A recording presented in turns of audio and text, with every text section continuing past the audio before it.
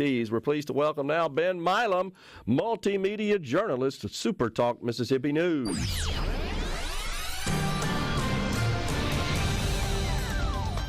All right, Ben, first time on middays in the Element Well studio. Welcome aboard to SuperTalk Mississippi News. Glad you're here. Thank you very much. Glad to be here. You bet, man. All right, so let's run down some of the things that have been on you guys' minds in your news reporting this past week.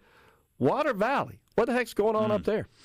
Well, it's really, to me, a heartbreaking story, and I know to a lot of other people. A lawsuit was filed on, it would have been Tuesday, that an auto parts company that has been in the Water Valley area for the better part of 50 years allegedly has been dumping toxic waste into the environment, into ditches and parking lots in order to cut costs, because it's a material, a chemical that's very expensive to dispose of properly. And in that lawsuit, it details the fact that Water Valley has a higher cancer rate than the other surrounding areas, what is called a cancer cluster. And this all kind of started. I spoke with one of the trial lawyers on this case and involved in this lawsuit, and people started having these similar health issues, and a lot of times, obviously that's a common thing, but they started to talk to each other about it in the same community and realized how common it was, and started to say, hey, wait a minute, maybe this is connected.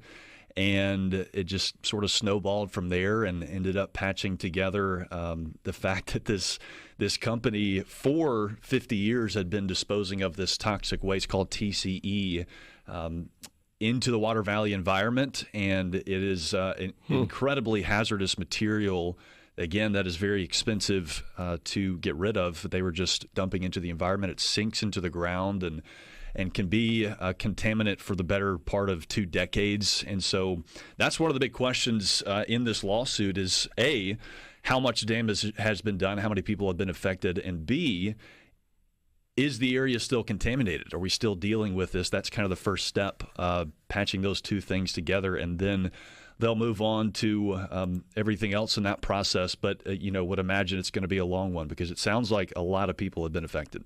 Well, are there any lawsuits we're seeing on the horizon at this point? Or lawsuits already been filed, and from this from the council with this lawsuit, they expect this to be the first of many. It could become a class action lawsuit. The trial lawyer I talked to, the lawsuit says the verbiage is hundreds, but the trial lawyer I talked to, Jacob Norman, said that they have talked to more than 750 who feel like they have had health issues directly connected to this hazardous material because of this auto parts company dumping it into their environment. 50 years. Yeah.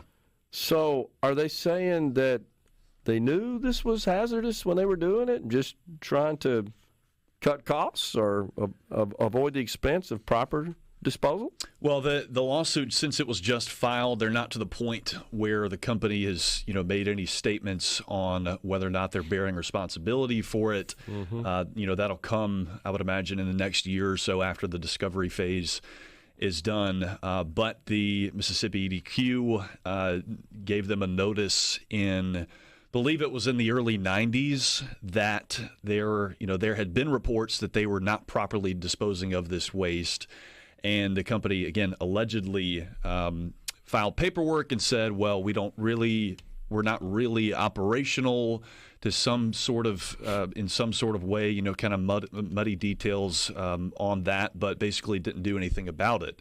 And one of the things that this trial lawyer said when I talked to him was, a lot of times in these cases, doing the right thing was really not that hard to do. Okay. And the bulk of this lawsuit, kind of the driving force behind it is that this company neglected to do the easy right thing for the sake of cutting cost that directly affected people's health. I think in the legal vernacular, they refer to that as gross negligence, yes. And that's usually a pretty damning for a defendant if they get drug into court. Yeah, so. It is, especially if you have, in again, 750 people, over 750 people, and they're just at the beginning of this discovery stage. Unbelievable, man. All right, what's going on in Woodville, Mississippi, the other end of the state there? Yeah, Caleb Sailors did a lot of great work on this. They have had, it was, I believe the date was April 26th to late May, in about a month span, had 4 murders in that small town of 869, I think is the population, which is unheard of for that town. And it was also in an area of less than a square mile. 3 of the murders happened on the same street. 1 was half a mile away. And this is a community that's obviously not used to that. Having 1 or 2 murders a year is considered, not a great number. But to have 4 in 1 month, and what police believe to be of the retaliatory nature is a concerning thing. And that community is understandably shocked and concerned for their safety, and what the community is going to need to do to address it. Man, just not something you expect to hear in such a small community like that. What is law enforcement saying as far as addressing this problem? Well, they've made 3 arrests, and 1 of the murders, all of 4 of the investigations are still ongoing, but have made 3 arrests, so they're making progress and still chasing down every possible lead. One of, I guess you would call the benefits or silver linings of these kind of things happening in a small town like that is everything's, interconnected for the most part. It's not hard to find people who know people that were connected either to the victims or the suspects, et cetera. And so they feel like they're making good progress on that. And again, this is just within the last month. And so there is, again, shock and concern, but also, some encouragement that they're going to be able to address this and hold the people accountable that were a part of it. Man. Another story that you authored concerns a Mississippi woman who gave birth in a Golden Corral restroom in Arkansas, I believe, right? This was a fun story to write. Yeah, in Little Rock, Arkansas, a South Haven native Mississippi woman was on the way back to Mississippi from a vacation and started, first just wanted a bite to eat.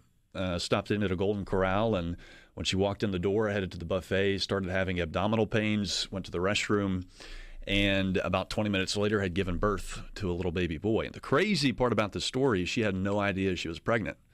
It was what's called a cryptic pregnancy, where you don't have any symptoms, typical symptoms of pregnancy. You don't show that you're pregnant. This was a healthy, skinny woman. You would have no idea she was pregnant. Started having stomach pains, went to the restroom, and had a healthy 6-pound baby boy. And left on a stretcher, and the people that were working at the restaurant, the other patrons applauding because obviously EMS had been called. They knew something was wrong, but then they found out that there was a baby born in the Golden Corral restroom, and all of a sudden she had a young child. It's being called the Golden Corral baby. Golden Corral, their main social media account, posted about it and said he's the record holder for the youngest Golden Corral fan in history. And it's just, what you feel like, in a lot of ways that something like that could go wrong, but in a lot of ways went right. And to me, kind of a feel-good story. She had a healthy baby boy when she was planning on just getting stopping by the buffet and maybe getting a dip out of the chocolate fountain. Got a child instead. And her sister was accompanying her, right? That's right. Her sister was in the bathroom, and her sister actually was the first one to realize that it was a child that she had given birth to. That's amazing. It really is. Well, glad that mother and child are in good condition. Absolutely. That's awesome. Yeah. All right, so the city of Jackson got lots of dilapidated, abandoned, boarded up properties, which are havens for crime and drug use and just other bad stuff. Tell us about what's going on I-55, an old hotel, right? That's right, Hotel O, which is also now Hotel Oyo, the operational part of it. But this is a hotel that's been dilapidated and decaying for 3-4 years now, and they're trying to get it demolished. but they cannot track down the owner, and he has a warrant out for his arrest. That is the sad part of it is it's kind of become a homeless encampment, but it's not safe. And so the Jackson police and other Jackson officials are pushing to just get rid of this property and have these homeless properly sheltered, but it's become a really, really difficult thing. It is kind of in the process of litigation, and hopefully will get solved before too long. But just everything they've gone through, I mean, it's been a process of 2 or 3 years. It might stretch out even longer. Good work. Appreciate you coming on, Ben. Thanks. Thanks, Gerard. We're coming right back, folks, in the Element Wealth studio.